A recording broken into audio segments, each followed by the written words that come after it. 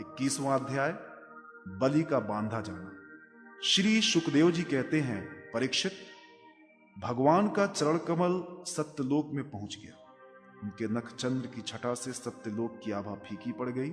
स्वयं ब्रह्मा भी उसके प्रकाश में डूब गए हैं। उन्होंने मरीचि आदि ऋषियों, सनंदन आदि नैष्ठिक ब्रह्मचारियों एवं बड़े बड़े योगियों के साथ भगवान के चरण कमल की अगवानी की।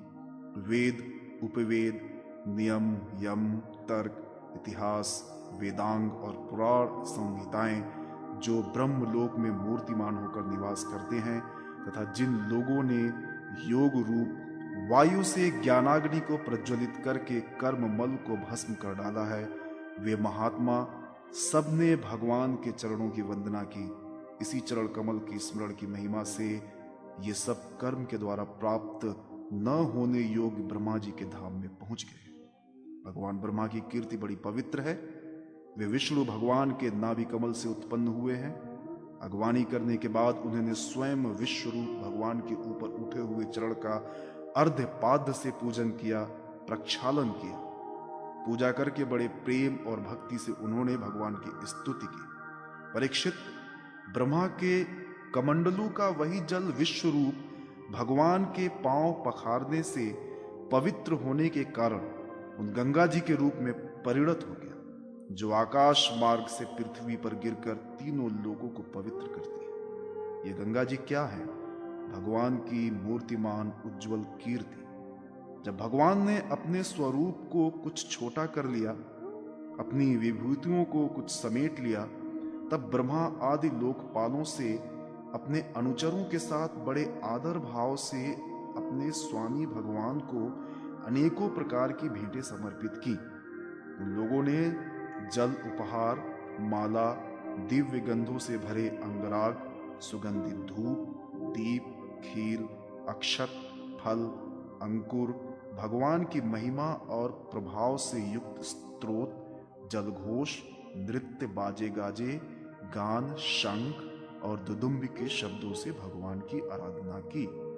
उस समय ऋषराज जांबवान मन के समान वेग से दौड़कर सब दिशाओं में भेरी बजा बजा कर भगवान की मंगल में विजय की घोषणा करके आए। दैत्यों ने देखा कि वामन जी ने 3 पग पृथ्वी मांगने के बहाने सारी पृथ्वी ही छीन ली। तब वे सोचने लगे कि हमारे स्वामी बलि इस समय यज्ञ में दीक्षित हैं, वे तो कुछ कहेंगे नहीं। इसीलिए बहुत चिढ़कर वे आपस में कहने लगे, अरे ये ब्राह्मण नहीं है, ये सबसे बड़ा मायावी विष्णु है।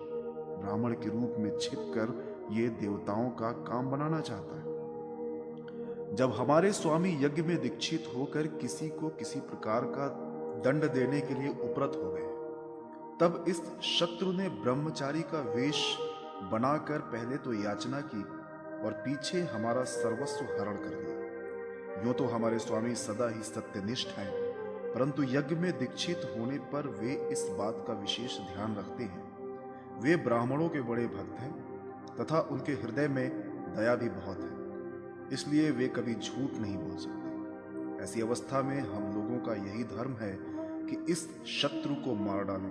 इससे हमारे स्वामी बलि की सेवा भी होती है। यूं सोचकर राजा बलि के अनुचर असुरों ने अपने अपने हथियार उठा लिए।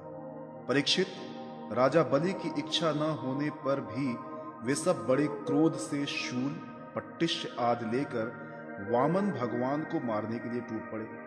परीक्षित, जब विष्णु भगवान के पार्षदों ने देखा कि दैत्यों के सेनापति आक्रमण करने के लिए दौड़े आ रहे हैं, तब उन्होंने हंसकर अपने आप शस्त्र उठा लिए और उन्हें रोक दिया।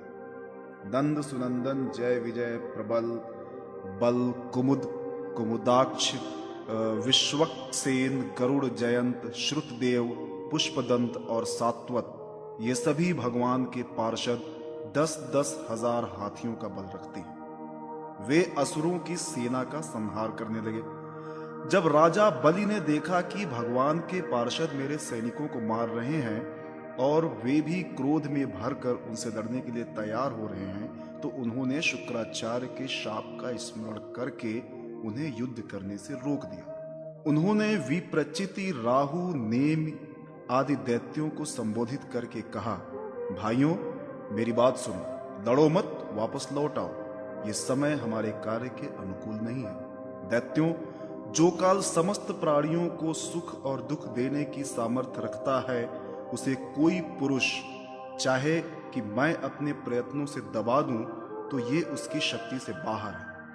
जो पहले हमारी उन्नति और देवताओं की अवनति के कारण हुए थे, वही काल भगवान अब उनकी उन्नति और हमारी अवनति के कारण हो रहे हैं। बल, मंत्री, बुद्धि, दुर्ग, मंत्र, औषधि और सामादि उपाय, इनमें से किसी भी साधन के द्वारा अथवा सबके द्वारा मनुष्य काल पर विजय प्राप्त नहीं कर सकता। जब दैव तुम लोगों के अनुकूल था, तब तुम लोगों ने भगवान के इन पार्षदों को कई बार जीत लिया था, पर देखो आज वे ही युद्ध में हम पर विजय प्राप्त करके सिंहनाद कर रहे हैं। यदि दैव हमारे अनुकूल हो जाएगा तो हम भी इन्हें जीत लेंगे। इसलिए उस समय की प्रतीक्षा करो जब हमारी कार्य सिद्धि के लिए अनुकूल हो।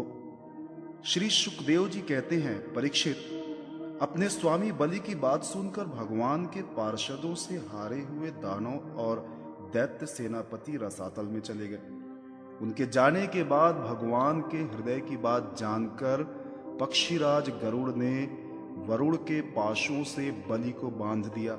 उस दिन उनके अश्वमेघ यज्ञ में सोमपान होने वाला था। जब सर्वशक्तिमान भगवान विष्णु ने बलि को इस प्रकार बंधवा दिया, तब पृथ्वी, आकाश और समस्त दिशाओं में लोग हाय हाय करने लगे। यद्यपि बलि वरुण के पाशों से बंधे हुए थे, उनकी संपत्ति भी उनके हाथों से निकल गई थी, फिर भी उनकी बुद्धि निश्चयात्मक थी और सब लोग उनके उदार यश का गान कर रहे थे। परीक्षित, उस समय भगवान ने बलि से कहा, असुर, तुमने मुझे पृथ्वी के 3 पग दिए थे, 2 पग में तो मैंने सारी त्रिलोकी नाप ली, अब तीसरा पग पूरा करो। जहां तक सूर्य की गर्मी पहुंचती है, जहां तक नक्षत्रों और चंद्रमा की किरणें पहुंचती हैं और जहां तक बादल जाकर बरसते हैं, वहां तक की सारी पृथ्वी तुम्हारे अधिकार में थी।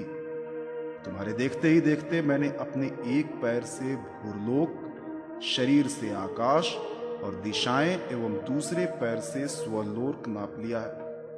इस प्रकार तुम्हारा सब कुछ मेरा हो चुका है।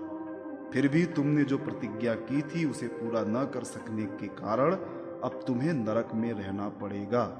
तुम्हारे गुरु की तो इस विषय में सम्मति है ही। अब जाओ, तुम नरक में प्रवेश करो। जो याचक को देने की प्रतिज्ञा करके मुकर जाता है और इस प्रकार उसे धोखा देता है, उसके सारे मनोरथ व्यर्थ होते हैं। स्वर्ग की बात तो दूर रही, उसे नरक में गिरना पड़ता है। तुम्हें इस बात का बड़ा घमंड था कि मैं बड़ा धनी हूं। तुमने मुझसे दूंगा ऐसी प्रतिज्ञा करके फिर धोखा दे दिया। अब तुम कुछ वर्षों तक इस झूठ का फल नरक भोगो।